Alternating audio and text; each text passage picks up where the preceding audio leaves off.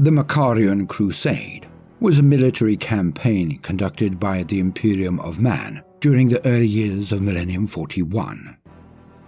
This campaign, named for its commander, the legendary Lord Solar Macharius, was one of the largest and most successful of its kind seen since the days of the Emperor's own Great Crusade, resulting in over 1,000 additional worlds being brought into the Imperial fold. So great was Macarius' ambition that he would even lead his men in conquering worlds that lay outside the very boundaries of the Astronomicon, the psychic beacon that allows ships to navigate the tides of warp space. Indeed, it was only due to the intervention of his generals and the subsequent prospect of a potential mutiny that prevented Macarius from pushing any further beyond the galactic rim.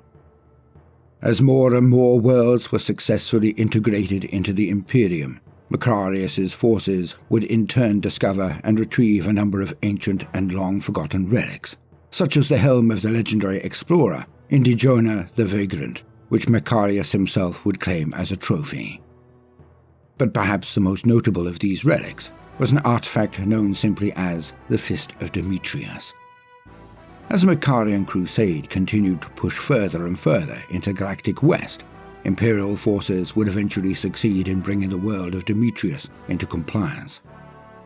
It was upon this world that Macarius would obtain the aforementioned Fist of Demetrius, a large and heavily armoured gauntlet dating back to the days of when the Emperor himself walked among mankind. According to local folklore, the Fist of Demetrius had been left in the care of the world's populace by none other than Leman Russ, the Primarch of the Space Wolves Legion, leading many to believe that the artifact was in fact a lost component of the Wolf King's armour Eliphusz.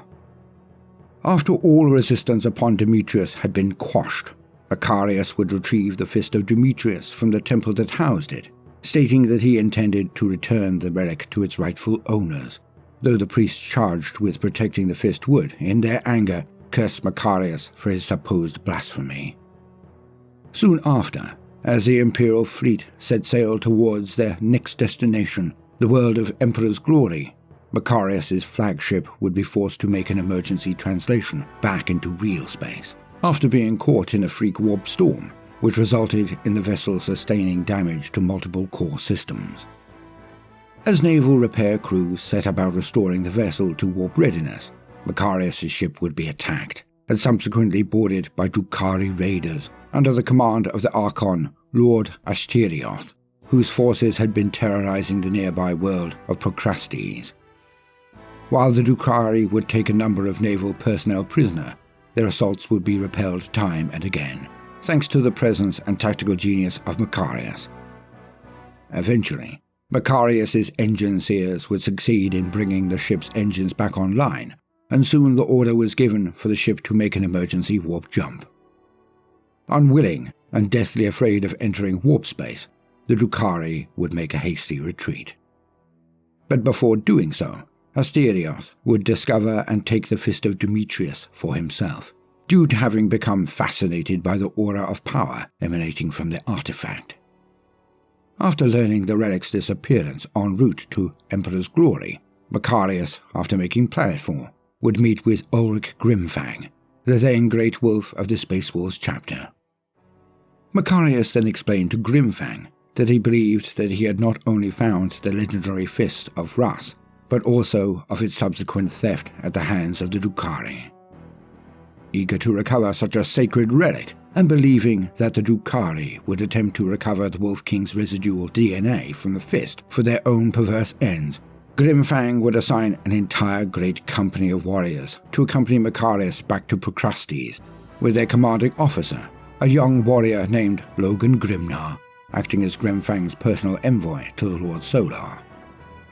Upon returning to Procrustes, Imperial forces, in spite of their fortified positions, would find themselves continuously harried by the Drukhari, though the Xenos, much to the relief of Macarius' men, were forced to temporarily withdraw following the deployment of the Space Wolves. Soon after this, Logan Grimnar, after infiltrating behind enemy lines, would succeed in capturing a Kabalite warrior named Bale, who served as one of Ashterios' lieutenants. after subjecting Bale to a psychic interrogation conducted by Inquisitor Hieronymus Drake, Macarius would learn that Asterios had no plans in place whatsoever for the Fist of Demetrius, and was instead on Procrastes in order to obtain a device known as the Reality Engine. Eventually, Macarius, along with Inquisitor Drake, Logan Grimnar, and a handful of guardsmen, would discover that Asterios had opened a gateway to an ancient, sealed-off portion of the webway network, which housed the Reality Engine, before setting off in pursuit of both the Drukhari and the Fist of Demetrius that he still carried upon his person.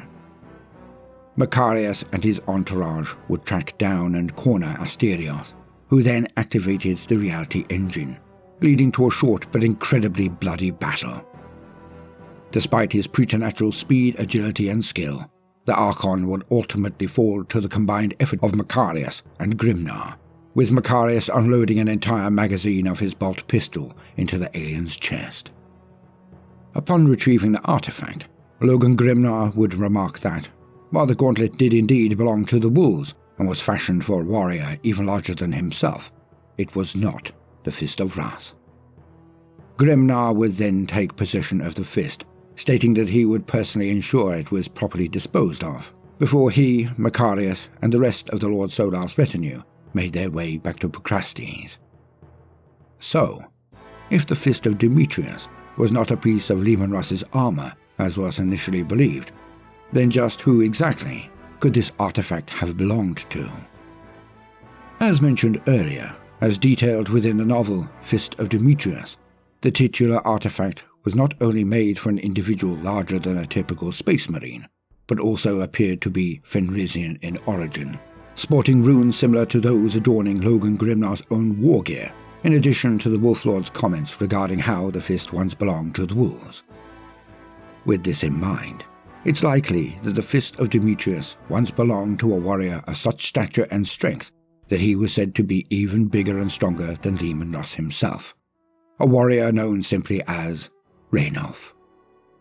Raynolf was a member of the Wolf Guard, the Space Wolves' most elite veteran warriors, who, as detailed within the second edition Space Wolves Codex, was stated to be the single largest and mightiest warrior in the chapter's history.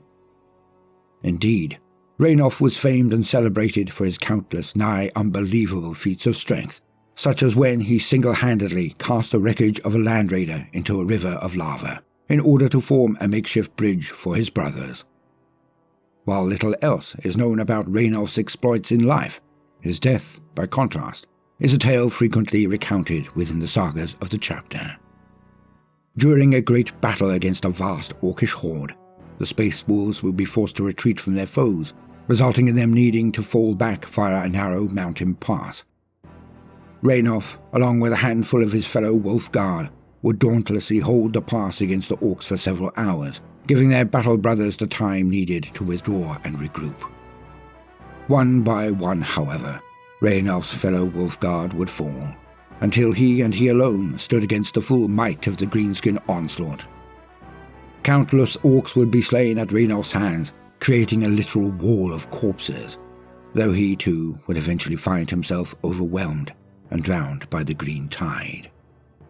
However, the orcs were so impressed by Raynolf's martial prowess that they would not only refrain from desecrating his corpse, but would go so far as to enshrine the Wolfguard's body upon a hastily constructed altar surrounded by piles of weaponry, effectively turning Raynolf into some sort of orcish saint. Raynolf's Terminator armour would eventually be recovered by his brothers, where it would be displayed within the chapter's fabled Hall of Heroes, ensuring that his legend would continue to endure even to this day. Because Raynolf was stated to have been larger than a typical space marine, and not only that, but the biggest space wolf ever known, it would seem reasonable to assume that the Fist of Demetrius had actually belonged to him. While the artifact was stated to have been from a time when the Emperor himself walked amongst mankind, implying that it was from either the time of the Great Crusade, Horus Heresy, or even as far back as the Terran Unification Wars, this does not immediately discount the possibility of the fist belonging to Raynolf. Indeed, it should be noted that the exact date regarding as to when Raynolf lived or died is never stated, only that he had in fact died, with the implication being that it was some time prior to Millennium 41. With this in mind, it's possible that Raynolf was himself a warrior from the time of the Great Crusade, possibly being one of the legendary Varagir, the chosen wolf-guard of Leman Russ himself. But while Logan Grimnar may have stated that the Fist of Demetrius was an item that indeed belonged to the wolves, could it be possible that he was not referring to the space wolves specifically? Instead, is it possible that the Fist of Demetrius was in fact a relic belonging to the Sons of Horus, a legion that was known originally as the Lunar Wolves? Given the fact that the Fist of Demetrius was said to have been built for a man larger than a space marine, it's possible that the artefact could have once belonged to none other than the arch-traitor Horus Lupercal. After all, there have been documented instances in the past where an artefact belonging to one of the traitor Primarchs was erroneously believed to have been the property of a loyalist. One such example is shown within the short story Black Dawn, in which the citizens of Ixoprimus uncovered a colossal bolt pistol that was believed to have once belonged to Rebut Gilliman, the Primarch of the Ultramarines.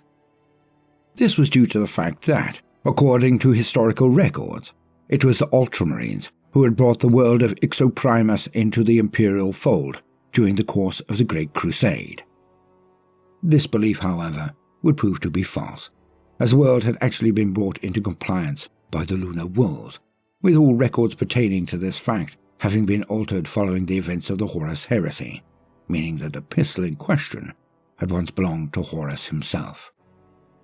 Upon learning of the weapon's discovery, Inquisitor Crum of the Ordo Malleus, along with a strike force from the Emperor's Warbringers chapter, would descend upon the world to retrieve and ultimately destroy the pistol. If the Fist of Demetrius did in fact belong to Horus, then this would not explain the artifact's sheer size in comparison to typical Space Marine war gear, but also as to why Logan Grimnar was so eager to ensure that the glove was, in his own words, properly disposed of, insinuating that he intended to destroy it.